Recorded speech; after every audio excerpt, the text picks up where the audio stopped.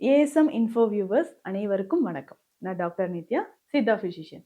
இந்த பதிவுல நம்ம என்ன பார்க்க போறோம் அப்படின்னா, நிறைய பேருக்கு இருக்கிற ஒரு பிரச்சனை தாங்க பித்தப்பையில் ஏற்படக்கூடிய கற்கள். இந்த பித்தப்பையில ஏங்க கற்கள் ஏற்படுது? இதற்கான சிகிச்சை முறையே இல்லையா? உணவின் மூலியமாக இதை எப்படி சரி செய்யலாம்? அதாவதுங்க, நம்ம உடல்ல அதிகமான பித்தம் இருக்கும்பொழுது, உஷ்ணம் அப்படின்னு சொல்றோம். பித்தம் அப்படின்னாலே உடல் சூடு தான். எல்லாருக்குமே நமக்கு தெரிஞ்சது.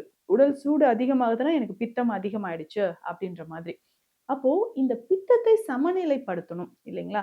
ரொம்ப நாளா உடல் சூடு இருந்துகிட்டே இருக்கு எனக்கு. ஆனா, இது எப்படி கண்ட்ரோல் பண்றதுன்னே தெரியல அப்படின்னு இருந்தீங்கன்னா, அவர்களுக்கு பித்தப்பையில் கற்கள் வர வாய்ப்புகள் இருக்கு. இன்னும் ஒரு சிலருக்கு பார்த்தீங்கன்னா, நார்மலா தண்ணீ இன்டேக் எடுத்துக்க மாட்டாங்க. பாடி எப்பவுமே ஒரு ட்ரைனஸ் இருந்துகிட்டே இருக்கு. டீஹைட்ரேட்டடா இருந்துச்சுன்னா, உடலுக்கு போதுமான அளவுக்கு தண்ணீர் இல்லாம இருக்கும்போது, பித்தப்பையில் கற்கள் வரலாம். இதே மாரி தான் நமக்கு கிட்னிலயும் ரீனல் கால்குலை அப்படின்னு சொல்லக்கூடிய சிறுநீரக கற்களும் உருவாகுறதுக்கு எப்படின்னா, சரியா தண்ணீ குடிக்காதனால வர ஒரு ப்ராப்ளம் தான். ஆனா, இந்த பித்தப்பையில் வரக்கூடிய கற்கள் அப்படின்னு சொல்றது நெறைய பெண்களுக்கு பிரெக்னன்சி டைம்ல தாங்க தெரியவே ஆரம்பிக்கும். அந்த டைம்லயும் நெறைய பேருக்கு வரலாம்.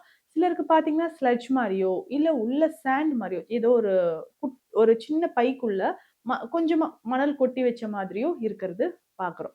இந்த ஸ்லட்ஜ் மாரி இருக்கிறது, மணல் மாரி இருக்கிறதெல்லாம் மெடிசின்ஸ் எடுக்க எடுக்க நமக்கு நல்லாவே குறைய ஆரம்பிச்சுரும்.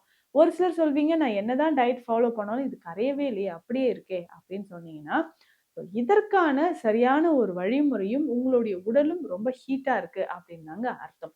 அப்போ இந்த பித்தப்பை கற்கள் அப்படின்னு சொல்றது எப்பல்லாம் நமக்கு வந்து டேஞ்சரா ஒரு ஆபத்தான சூழ்நிலையை உருவாக்குது நம்ம உடல்ல அப்படின்னு பார்த்தோம்னா, இந்த பித்தப்பை கற்கள் கொஞ்சம் பெரிய சைஸா ஆகுது அப்படின்னா, ஒரு 18 19 இந்த மாதிரியும் நெறைய பேருக்கு இருக்கும். அந்த மாரி பெரிய கற்களாக மாறும்போது இன்ஃப்ளமேஷன் இருக்கு அப்படின்னா, நம்ம பித்தப்பைக்கு உள்ள இன்ஃப்ளமேஷன் ஆச்சுன்னா, அத இமிடியேட்டா நம்ம சர்ஜரி பண்ணி ரிமூவ் பண்ற ஒரு சிச்சுவேஷன் ஏற்படும். இல்லைங்க, இத தாண்டி இது நம்ம டக்ட்ல எங்கேயாவது மாட்டிக்கிச்சு, பைல் டக்ட்ல வந்து ஒரு அடைப்பு மாதிரி, ஒரு அப்ஸ்ட்ரக்ஷன் ஏற்படுத்துது அப்படின்னு சொன்னாலோ, அப்போ பித்தநீர் வெளியேறாம ஜாண்டிஸ் வர வாய்ப்புகள் இருக்கு. ஸோ இந்த மாதிரி பிரச்சனைகள் ஏற்படும் பொழுது, நம்ம சர்ஜரி தேவைப்படும். அதுவரைக்கும் நம்ம என்ன இவ்ளோ பெரிய ஒரு பிரச்சனை வர வரைக்கும் நம்ம விட வேண்டாம் இல்லையா?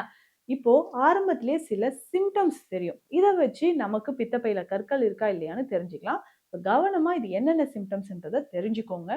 எப்போதுமே பார்த்தீங்கன்னா, ஒரு மாதிரியா ஒரு வாமிட்டிங் சென்சேஷன், காலையில எந்திரிச்ச உடனே வாய் கசப்பு ஏற்படுறது, வாந்தி வர மாதிரி ஒரு உணர்வு, இது நமக்கு தெரியும். அதே மாதிரி வலது பக்கம் வயிறு, ஒரு வலி இருந்துகிட்டே இருக்கிறது. கரெக்ட்டா அந்த விலா எலும்பு, நெஞ்சு பகுதியோட எலும்பு முடியக்கூடிய இடத்துல கை வச்சாலே வலி இருக்குங்க. இந்த வலி பின்முதுகு, தோள்பட்டை வரைக்கும் எனக்கு ஸ்ப்ரெட் ஆகுது. சில நேரங்கள் தொப்புள் பகுதியில இழுத்து பிடிச்ச மாதிரி வலி இருக்கு. இப்படியெல்லாம் சொன்னீங்கனாலும் உங்களுக்கு பித்தப்பையில கற்கள் இருக்கு அப்படின்னு தெரிஞ்சுக்கலாம். சரி, இப்போ இத சரி செய்யறதுக்கான வழிமுறைகள் என்ன? இப்போ உணவு முறையில அதிகமான கொழுப்பு சேர்த்து சாப்பிடுற உணவுகள், ஸ்வீட்ஸ் நெறைய சாப்பிடுறீங்க, மாவுச்சத்து, கார்போஹைட்ரேட்ஸ் நெறைய எடுக்கிறது, மைதா சார்ந்த உணவுகள், அசைவ உணவுகள் முக்கியமா இதுதாங்க. ஸோ இது எல்லாமே நீங்க முதல்ல தவிர்த்துட்டு, நம்ம எடுக்கக்கூடிய உணவு கம்ப்ளீட்டா ஃபைபர், புரோட்டீன்ஸ் நிறைஞ்சிருக்கிற மாதிரி இருக்கணும். ஸோ கொஞ்சமா நீங்க கார்ப்ஸ் எடுத்துக்கோங்க. அதே மாதிரி நெறைய ஃபைபர்ஸ் இருக்கக்கூடிய வெஜிடபிள்ஸ், ஃப்ரூட்ஸ் இது எல்லாமே நீங்க பயன்படுத்திட்டு வரும்பொழுது, பித்தப்பையில இருக்கக்கூடிய கற்கள் நமக்கு நல்லாவே கரைய ஆரம்பிக்கும். இப்போ உணவு முறை ஏன்னா அவசரப்படாம தான் இதற்கான சிகிச்சையும் நம்ம எடுக்கணும். ஏன்னா பித்தப்பை கற்கள் கரையறதுக்கு கண்டிப்பாக கொஞ்ச நாள் அவகாசம் தேவைப்படும். அதற்கு ஏற்ற மாதிரி நம்ம டயட் ஃபாலோ பண்ணிக்கிட்டே வரணும். ஒருவேளை உங்களுக்கு உடல் பருமன் அதிகமாக இருக்கு அப்படின்னாலும், இந்த உடல் பருமன் எனக்கு ரொம்ப அதிகமா இருக்கே, இப்போ இந்த டைம்ல எனக்கு இந்த கால் பிளாடர் ஸ்டோன் கரைய ஆரம்பிக்குமா அப்படின்னு கேட்டீங்கன்னா, நிச்சயமாக கரையும். அதனோட சேர்த்து நீங்க டயட்டும் ஃபாலோ பண்ணீங்கன்னா, உடல் எடையும் உங்களுக்கு கரைய ஆரம்பிச்சுரும். அப்போ உடல் எடையும் நமக்கு கரைய கரைய பித்தப்பை கற்களும் கரையும். இப்ப நல்ல சாறு வகைகள், பழச்சாறு வகைகள எடுத்துக்கோங்க. டீ, காஃபிலாம் குடிக்கிறீங்கன்னா, டோட்டலா அத அவாய்ட் பண்ணிடுங்க. அது ரொம்ப ரொம்ப முக்கியமானது. ஸோ அதனால டீ, காஃபி எல்லாமே அவாய்ட் பண்ணிட்டு, சாறு வகைகள் டெய்லி வந்து நெல்லிக்காய் சாறு எடுத்துக்கலாம். வாரம் 2, 3 நாள் நீங்கள் அருகம்புல் ஜூஸ் எடுக்கலாம். அது நல்ல ஒரு ரிசல்ட் நமக்கு குடுக்கும். வாரம் 1 அல்லது 2 முறை கற்றாழை மோர்ல கலந்து காலையில எம்ப்டி ஸ்டொமக்ல குடிச்சிட்டு வரலாம். ஸோ இது எல்லாமே காலையில ஒரு எம்ப்டி ஸ்டொமக்ல நம்ம ஒரு நீர் பானம் மாதிரி நம்ம எடுக்கும்போது உடல் முழுவதும் கிளென்ஸ் ஆக ஆரம்பிக்கிறதும், நம்ம பித்தப்பையில இருக்கக்கூடிய கற்களும் கொஞ்சம் கொஞ்சமாக கரைய ஆரம்பிக்கும்.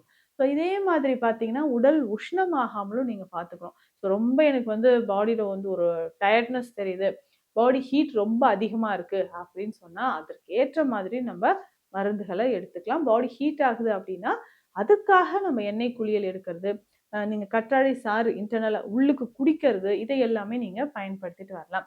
ஸோ உணவு முறையில வேறு என்னலாங்க நம்ம சேர்க்கலாம் அப்படின்னு கேட்டீங்கன்னா, தினம்தோறும் ஆப்பிள் ஒரு பாதி அளவு ஆப்பிள் எடுத்துக்கோங்க. அத சின்ன சின்னதா கட் பண்ணிட்டு, அத சாறு எடுத்து ஃபில்டர் பண்ணிக்கிறோம். இது ஒரு 200 எம்எல் இருக்கு. ஆப்பிள் ஜூஸ் மட்டும் 200 எம்எல் இருக்குன்னா, இதுல ஒரு 10லிருந்து 15 ML apple cider vinegar add பண்ணி இத குடிக்கணுங்க. வாரம் 2, 3 முறை எம்ப்டி ஸ்டொமக்ல இத குடிச்சிட்டு வந்தாலும், பித்தப்பை கற்கள் எளிமையாக கரையறதுக்கு நெறைய வாய்ப்புகள் இருக்கு. இத நம்ம பயன்படுத்திட்டே வரலாம். அப்பப்போ நம்ம என்ன செய்யலாம்னா, பார்லிய கஞ்சியாக நீங்க குடிக்கலாம். பார்லி கஞ்சியாக நீங்க குடிக்கும்போது, நம்ம உடல்ல இருக்கக்கூடிய தேவையில்லாத கழிவுகள் வெளியேற ஆரம்பிக்கும். பித்தப்பையில இருக்கக்கூடிய கற்களும் நமக்கு வெளியேற ஆரம்பிக்கும். ஸோ தொடர்ந்து ரெகுலரா இத ஃபாலோ பண்ண கற்கள் கரையும்.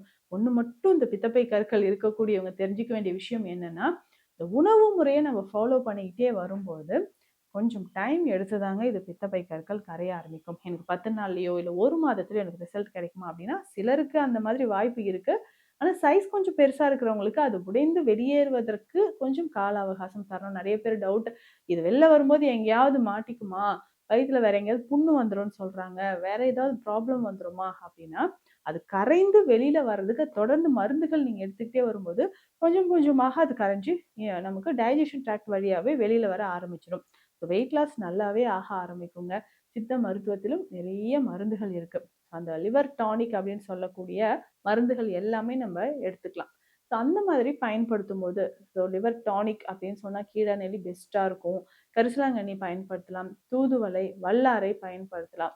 இந்த மாதிரியான மூலிகைகளும் எடுத்துக்கலாம். அதே மாதிரி வாரம் 1 முறை, 2 முறையாவது நீங்க வாழைப்பூவ சாறாக பயன்படுத்தலாம். ஸோ அந்த மாதிரி வாழைப்பூவையே நம்ம சாறு எடுத்து எடுக்கும்போது, பித்தப்பையில இருக்கக்கூடிய கற்கள் நமக்கு நல்லா கரைய ஆரம்பிச்சிடும்.